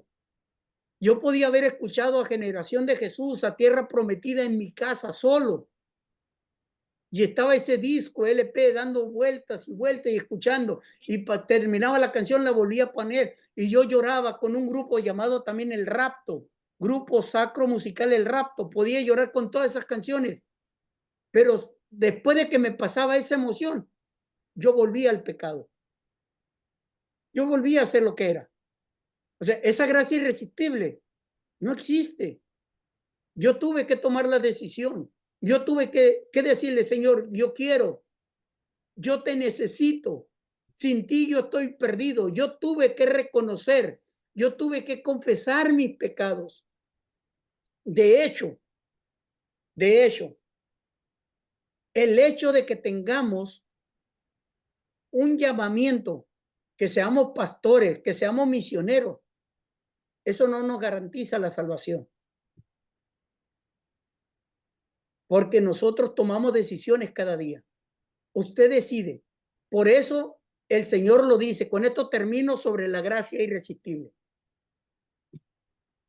Mas el que perseverare hasta el fin será salvo. Amén, amén. Mas el que perseverare. Eso no está diciendo, quieras o no quieras, el Señor te lleva al cielo. No, hermanos, es un texto mal usado. No es el que el Señor quiere. Es nuestra responsabilidad aceptar al Señor, seguir al Señor, serle fiel al Señor hasta la muerte para poder ser salvo. Hermana Patti. Volvemos a esas polémicas y contradicciones que hay siempre cuando estudiamos o cuando escuchamos predicaciones de esa, se podría hacer aberraciones, ¿verdad? Que sí, que había una doctrina que se llamaba salvos, siempre salvos. Y también volvemos a la polémica y a las preguntas. ¿Se pierde la salvación? Sí se pierde y no siempre es salvo, siempre es salvo. Lamentablemente es así, pastor, y mucha gente eso porque dice, por gracia soy salvos. Entonces ellos se aferran así, pero quieren seguir en sus malas actitudes. Una cosa es cometer errores y otros saber que es pecado. Error es un error y hace la diferencia entre pecado y el error. Amén. Así que debemos de tomar buenas decisiones, guardar nuestra salvación, cuidarla con temor, con temblor, no fallarle a Dios, hermanos, porque la gracia irresistible no existe. Dios respeta nuestras decisiones, así como la respetó a Judas, como se la respetó del joven rico. Hermanos, Dios respeta nuestras decisiones. ¿Se acuerda de Alejandro? el que le hizo mucho daño Ah, a Pablo. La gracia irresistible lo podría haber tenido a Demas. Demas, que era un compañero, un colaborador de Pablo. Él se perdió, según los escritos de Pablo, porque lo abandonó amando a este mundo. Y nos vamos, hermanos, a esa gracia del Señor. Viene por el oír. Lidia abrió su corazón, no fue que fue una operación de esa gracia irresistible de corazón abierto, ahí está, Dios obró, sí, hermanos, sino que la fe viene por el oír. Tenemos que oír la palabra de Dios, la palabra del Señor. Una vez que nosotros escuchamos la palabra del Señor, debemos de creer. Entonces, para todo hay que creer, porque mucha gente tiene, yo te dije, yo tenía 4 años escuchando la palabra, pero no creía en él, no obedecía hasta que rendí mi vida al Señor. Hasta entonces vino la salvación. Vamos a terminar a tiempo, hermano. Vamos a terminar a tiempo. Tengo 3 ejemplos que voy a ver. Es cierto que la Biblia, ya no vamos a ver textos controversiales, ahora vamos a ver si la Biblia se contradice, que es la otra parte que quería mirar. Vamos a ver si la Biblia se contradice. En Lucas capítulo 18, verso 35, dice que Jesús sanó a un ciego acercándose a Jericó. Pero Marcos 10:46 dice que Jesús sanó al hombre al salir de Jericó. Tan, tan. ¿Cómo la ve ahí? Uno dice que al salir y otro dice que entrando.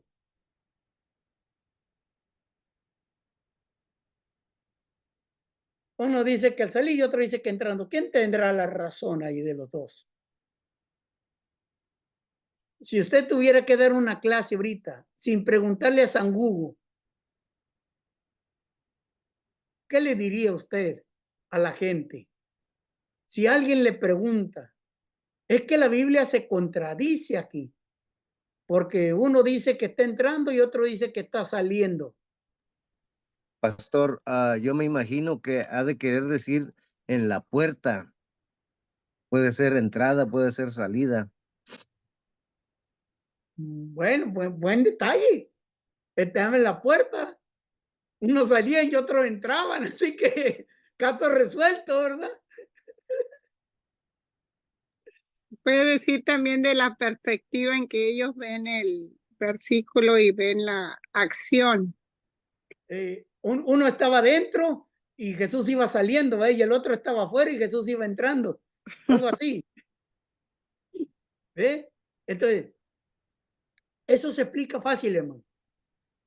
Se explica fácil cuando usted conoce un poquito de arqueología bíblica. La arqueología bíblica nos va a resolver este problema. ¿Ve? Lástima que, bueno, si ustedes siguen estudiando después de aquí, que se van a hacer una licenciatura, un BA, hermanos, ahí le van a enseñar arqueología bíblica.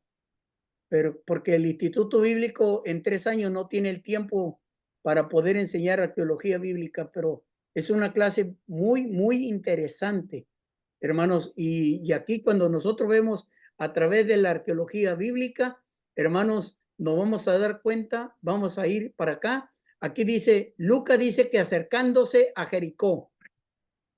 Marco dice que al salir de Jericó. Y vea lo que se descubrió. Hermano, lo que tenemos aquí, un arqueólogo alemán llamado Ernest Selling trabajó en una excavación en Israel entre el año 1907 y 1909. Descubrió que había existido lo que se ha llamado las ciudades gemelas de Jericó en tiempo de Jesús. Existía en la antigua ciudad de Jericó, mencionada en la historia de Josué en el Antiguo Testamento, y la nueva ciudad romana de Jericó. Ya está resuelto, ¿ve? Ya está resuelto. Ciudad de gemela. Hay 2 ciudades, hay 2 puertas. Las dos ciudades, ambas con el nombre de Jericó, estaban separadas por aproximadamente 1,5 kilómetros, casi una milla. Saber que existían dos ciudades llamadas Jericó en los tiempos de Jesús resuelve aparentemente esta contradicción. Los Pero dos ¿quién no la resuelve? ¿Cómo, pastor? ¿Eh? ¿Cómo la Amén, hermana resuelve? Marlene. Perdóneme, ¿cómo la resuelve? que Todavía estoy. tenía la razón. Sí, sí, ¿Cómo sí entiendo que entiende la razón, pero están hablando de dos diferentes Jericós. Correcto. Ah, Mire, voy a tratar de hacerlo aquí con dos plumas, ¿ok? Con dos lápiz. Voy a usar el color morado. Aquí vamos a poner solamente voy a poner la Jericó y vamos a poner el tiempo de Roma, de los romanos. No más. Tiempo de Jesús. Este es la Jericó del tiempo de Jesús. Entonces, la otra Jericó estaba acá. Esta es la Jericó, la cual Josué cantó, le dieron la vuelta a las murallas y los muros se cayeron. ¿Se acuerdan? Este es del Antiguo Testamento. Ok. Aquí, déjame agarro otro plumón para que se facilite. Aquí hay de distancia 1,5 kilómetros o casi una milla de distancia. ¿Ve? Vamos a suponer, vamos a ver qué nos dice el texto acá. Dice Lucas acercándose a Jericó.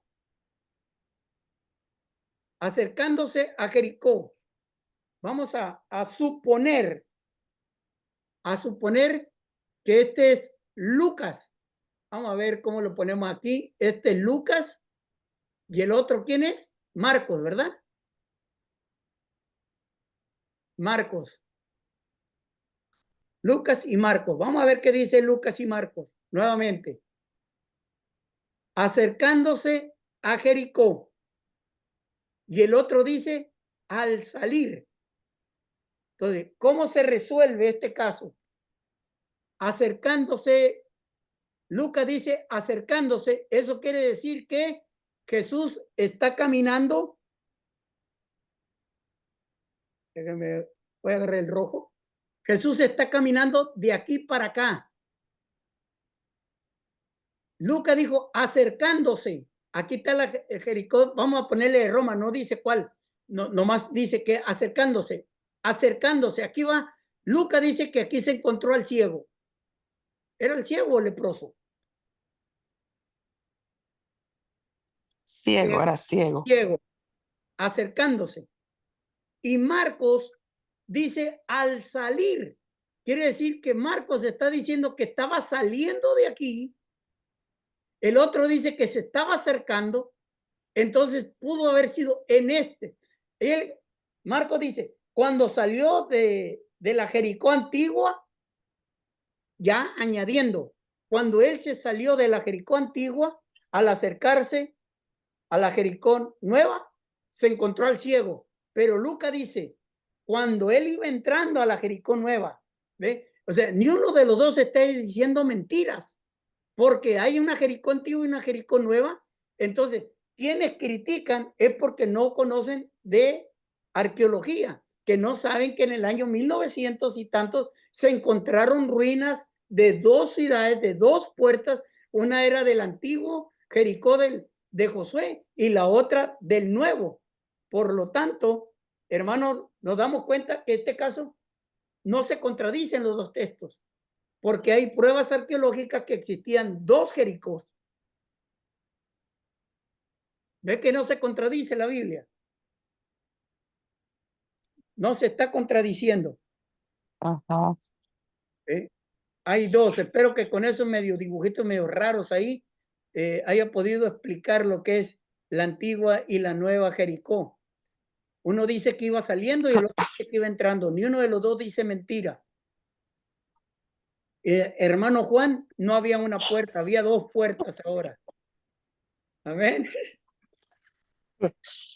Uno va saliendo y el otro va entrando. Es como, hermana Marlene, usted vive cerquita de San Francisco. Sí, Usted sabe que hay en el lugar donde está el aeropuerto, está en Sur San Francisco. sí, sí, sí, ¿Eh? Entonces se habla ahí de dos San Franciscos, sí. uno San Francisco normal y el otro el Sur San Francisco. Sur, sí. ¿Eh?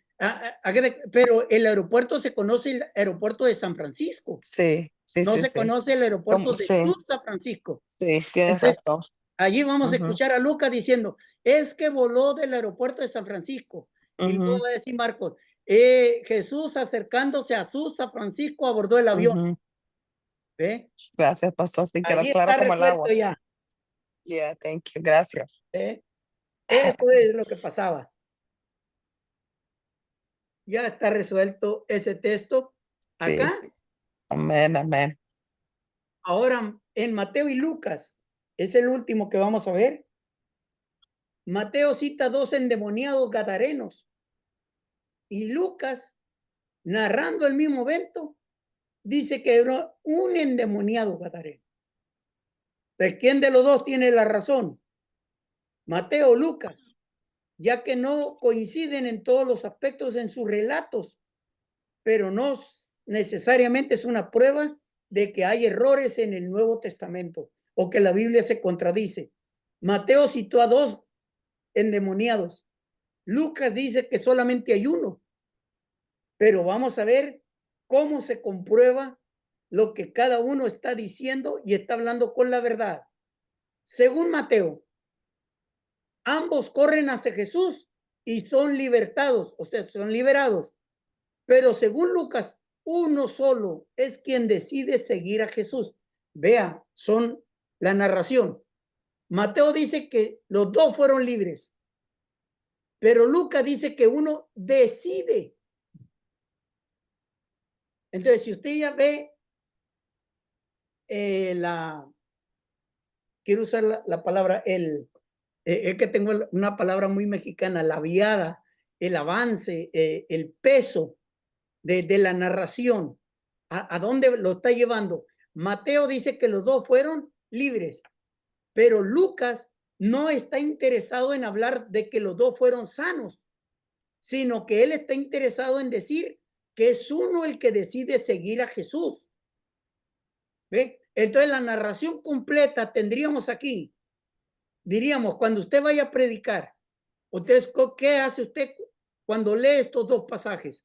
Usted va a decir, Mateo nos dice que fueron dos los que fueron sanos, pero Lucas nos confirma que uno no solamente fue sano, no solamente fue libre, sino que tomó la decisión de seguir a Jesús.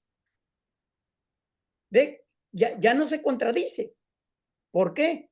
Porque Mateo es más global, o sea, usa dos en su relato. Lucas es más minucioso. Recuerde usted, Lucas es doctor, es un investigador. A él le gusta escudriñar. Por eso cuando escribe Hechos dice, oh querido Teófilo, después de haber estado investigando. O sea, creo que cuando Lucas está hablando de este relato, de este evento, está siendo minucioso, está yendo al detalle, tanto que narra, vea lo que hace Lucas, narra el diálogo entre Jesús y el endemoniado. Mateo dice, fueron sanos y punto. Pero Lucas dice que Jesús se queda a hablar con uno. El que fue uno de los que es sano se queda hablando. Lo que pasa, no se está contradiciendo. Lo que pasa es que nos está dando más detalles. Más detalles. Las dos versiones son correctas, tanto la de Mateo como la de Lucas. Pero el hecho de que Lucas omitiera a un endemoniado fue porque él se enfocó en, vamos a entender esto, se enfocó en que en el endemoniado en el que decidió entregarse completamente a Jesús. Y dice los teólogos, quizás para enseñarle a Teófilo, que es a quien le está escribiendo, que una persona puede ser transformada por Cristo radicalmente. Recuerde que a Teófilo le dice, yo ya he investigado el Evangelio de Lucas. Lucas se lo escribe a Teófilo. El libro de Hechos, Lucas se lo está escribiendo a Teófilo. Y creo que esta me queda esto. Me queda otro más, hermano. Antes de, yo ya estaba dando por cerrado, pero no sé si habrá alguna pregunta o explique bien este detalle, hermano. Amén, hermano. Pastor, Amén. pastor. Entonces, cuando encontremos estas, según ¿Contradicciones? contradicciones, usted dice que hay que estudiar arqueología bíblica para descifrarlo, o dónde podemos encontrar esa narración completa en el enfoque que le da cada autor. ¿Dónde podemos encontrar esos acontecimientos como lo está explicando usted? Porque es el mismo, es la misma situación, pero vista desde distintos puntos de vista. Y el Amén. enfoque que se le da a cada autor. Mire, ¿Cómo podemos investigar todo eso para mire, explicarlo? amén. Yo sugiero, cuando tomemos la clase de homilética, tal vez lo voy a tratar también, abuelo de pájaro, un poquito esto, pero yo sugiero que usted aprenda a leer el Evangelio, los 3 evangelios, que se llaman como evangelios sinópticos,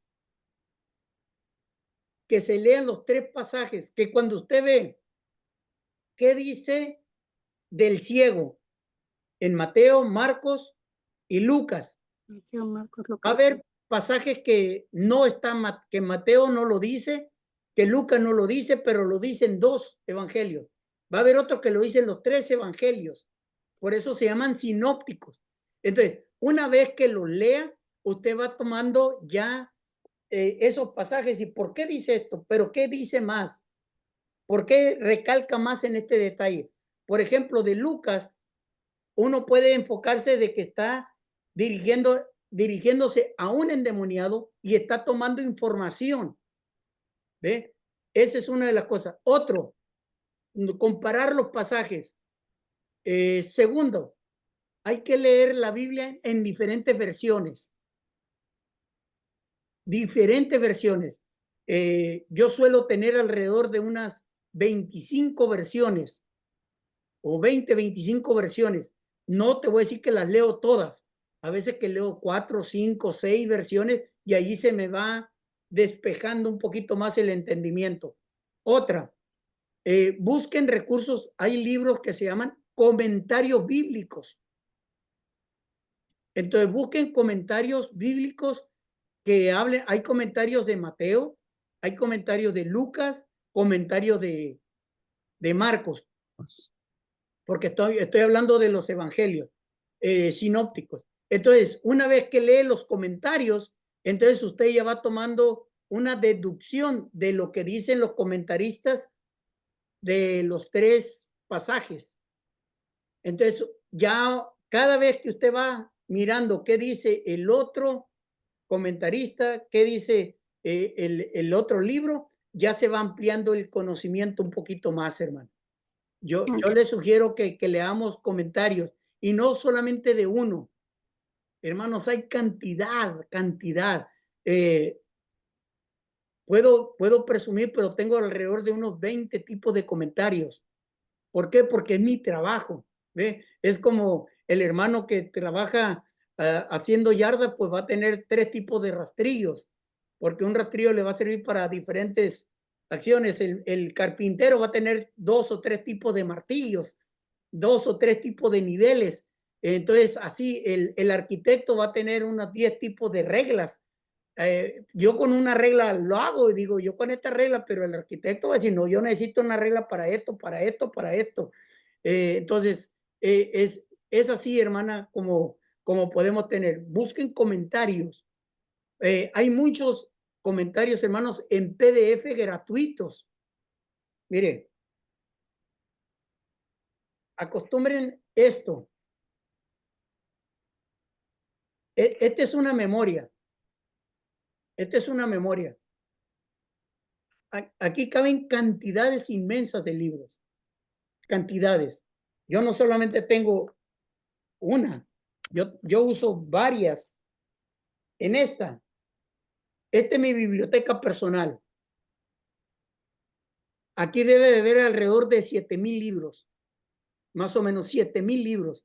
No los he leído todos porque yo los uso de consulta. De acuerdo a como lo vaya necesitando, lo voy teniendo. Entonces, cómprese esto. Si no pueden comprar esto, hermanos, cómprese estos. Son más chiquitos. Son más chiquitos. Este le va a costar 6, 7, 8 dólares. Este le va a costar alrededor de 90 dólares o 100 dólares. Esto. Pero de acuerdo como ustedes vayan, busquen libros y los van archivando.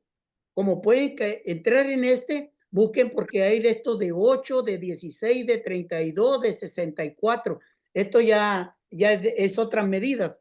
Pero váyalo buscando, hermano, y ahí usted va a ir acomodando sus libros, sus archivos. ¿Para qué? Para que cuando les toque investigar, ustedes ya van a ir rápido a su banco, van a sacar los libros que ustedes necesitan. Entonces todo se empieza por ahí, hermana. Libros PDF hay gratuitos. Ahora, si quieren y pueden pagar una suscripción, hay bibliotecas donde usted paga 7, 8 dólares al mes y está teniendo cantidades inmensas de libros, más de 50,000, 100,000 libros de medicina, de ciencia, de arte, arqueología, de cualquier tipo. Entonces, historia. Entonces, ya usted va a saber qué tipo de investigación va a hacer, hasta dónde lo va a buscar. También hay otros otras aplicaciones donde por 10 dólares también igual al mes también puede tener. Hay otra que se llama Logos. Ese es muy recomendable. Logos, ahí puede encontrar cantidad inmensa. Creo que eso le va a costar, Logos cuesta como 1,200, 1,300 dólares. Pero ese hay un plan de pago y una vez que paga los 1,300, 1,500 dólares, esa biblioteca virtual es de usted. Usted la puede consultar las veces que quiera. Entonces, hay muchos recursos, hermano, para sacar toda esa información. Hermana Pati quisiera ponérsela más fácil, pero entre más uno quiere investigar, se necesitan más recursos, más recursos, porque después va a ser interesante que va a tener que buscar a ver qué dice el griego, a ver qué dice el hebreo, todos esos detallitos, hermano. Ok, muchas gracias, pastor. Pero son recursos, hermana, que están al alcance de uno con lo poco, con lo poco. Yo empecé con esos chicharitos, como le llamo yo, empezar a archivar poquitos libros y conforme pude tener la posibilidad, fui adquiriendo más y más recursos. Pero en San Google, ponga usted el nombre del libro en PDF gratuito y puede que lo encuentre y lo puede bajar o de ahí puede seguir investigando. Gracias. Puede poner, por ejemplo, la mujer samaritana en el pozo y lo póngale usted PDF, libro gratuito o PDF gratuito y ahí le va a dar toda la información. Ok, gracias. Ahí estamos, hermana. Gracias. ¿Otra pregunta, hermanos? Bueno. No. Amén, hermana Marlene. No, no. Ah, no. Estoy bien. No, no. Ok. Entonces termino con otro. Con esto termino, les prometo, y nos vamos. Mateo narra que el derramamiento de perfume fue en la cabeza de Jesús. Y Lucas afirma que fue en los pies. ¿Quién tiene la razón? Mateo dice que fue en la cabeza. Lucas dice que fue en los pies. Entonces muchos dicen que se pongan de acuerdo cuando menos. Pero vamos siguiéndole un poco la lógica en la cultura. Voy a leerlo. El hecho de que Cristo le reprochara a Simón que desde que él había entrado a su casa no había recibido la atención típica que daban los anfitriones a sus invitados, y aún mucho menos siendo él quien había invitado a Jesús a entrar a su casa.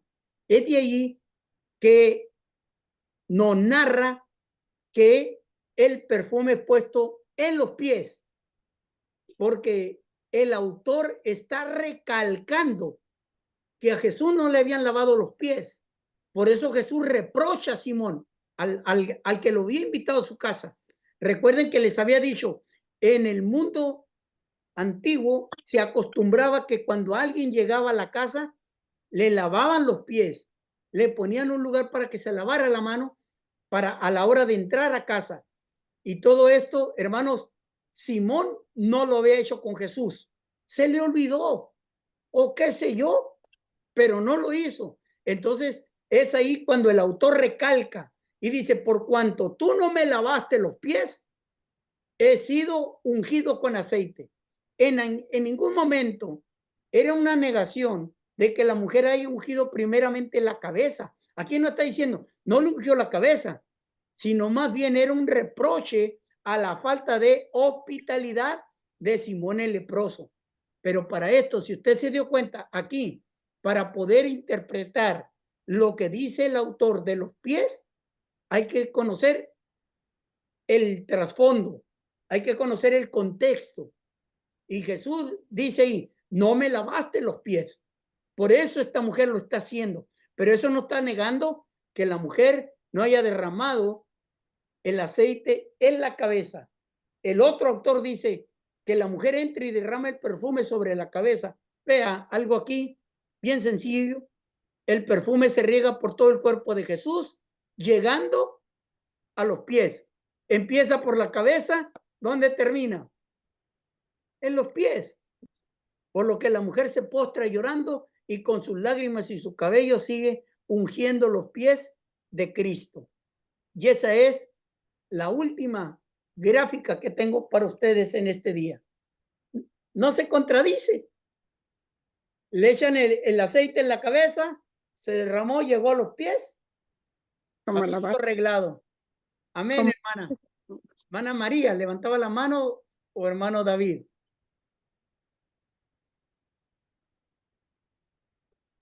Sí, está muy explicado, pastor, pero yo tengo una pregunta.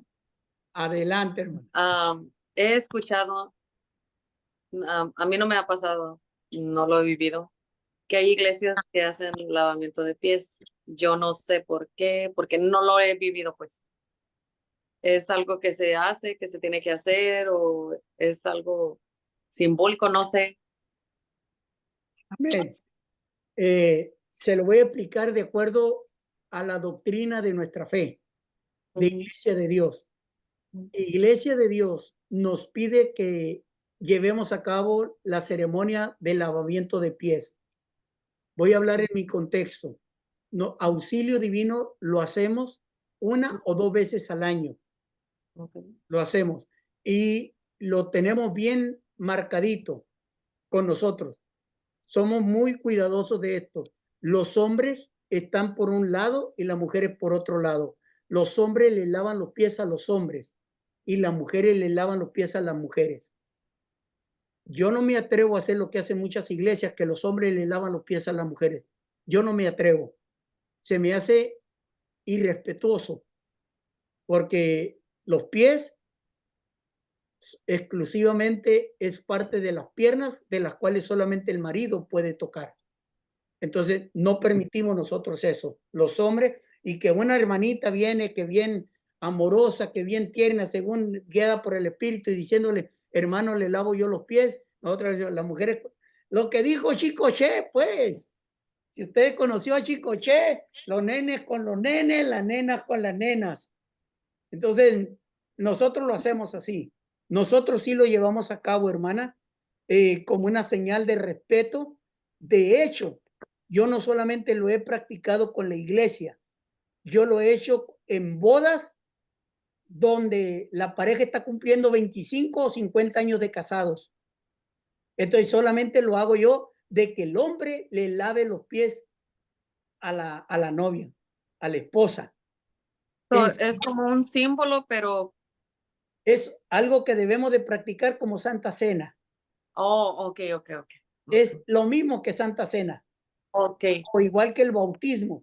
Solamente que el bautismo, pues, es una vez, ¿verdad? Santa Cena lo hacemos de vez en cuando y Jesucristo nos enseña. Y Jesús nos dijo, ejemplo les he dado para que ustedes también lo hagáis. O sea, fue una orden del Señor.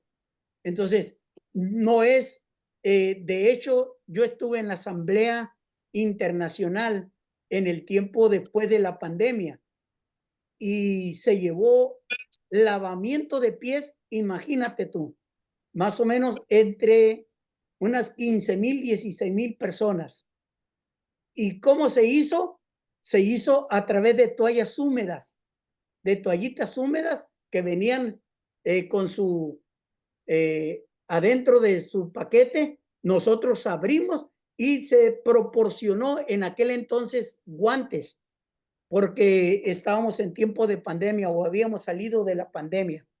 Entonces, todo esto es de acuerdo a la iglesia, si desea hacerlo, si lo quiere hacer, pero Auxilio Divino lo llevamos a cabo. Nosotros llevamos a cabo el lavatorio de pies y lo hacemos, como te digo, o le digo, hermana, los hombres con los hombres y las mujeres con las mujeres. Entonces ya tenemos los recipientes adecuados, tenemos suficientes toallitas para secar los pies y lo practicamos nosotros. Y mientras vamos a decir que el hermano David está sentado, yo estoy hincado frente de él para lavarle sus pies. Mientras yo le estoy enjuagando los pies, él pone sus manos en mi frente, en mi cabeza, y él está orando por mí. Él está bendiciendo mi vida. Cuando yo le estoy lavando los pies, yo estoy orando por él. Entonces, es una comunión, es más espiritual que risa. Ay, me hace cosquillas. Es algo muy ceremonioso, donde la gente está llorando, está sintiendo la presencia del Señor y nos estamos identificando. Yo estoy aquí, mi hermano, para servirte. Yo estoy aquí como lo hizo Cristo. Entonces, es la manera en que lo hacemos en Auxilio Divino. Y el hermano David no me los lava a mí. El hermano David se lo va a lavar a otra persona. Entonces, otra persona viene y me los lava a mí y yo oro por él y la persona ora por mí. Entonces, en el lavamiento de pies, yo al menos 2 personas oran por mí y yo voy a orar por 2 personas. Entonces, es una comunión, es algo para nosotros muy bonito, muy edificante ha sido para nosotros, para Auxilio Divino, porque no lo tomamos a la ligera, es parte de una ceremonia donde nos preparamos para bendecir a nuestro hermano. Amén. Entonces, espero haberle contestado, hermana. Entonces, ya que terminamos esta pregunta, voy a despedirme de los hermanos. Que Dios me los bendiga. Estamos en contacto. Hermanos, quiero decirles que esta fue la última clase. Nos volvemos a conectar en clase, tome nota bien, el 13 de enero.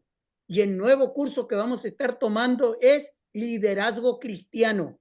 Liderazgo Cristiano el 13 de enero. Que Dios le bendiga, que pase feliz Navidad. Seguimos en contacto y feliz año nuevo. Que Dios te guarde, que Dios te llene de su gracia en todo este tiempo.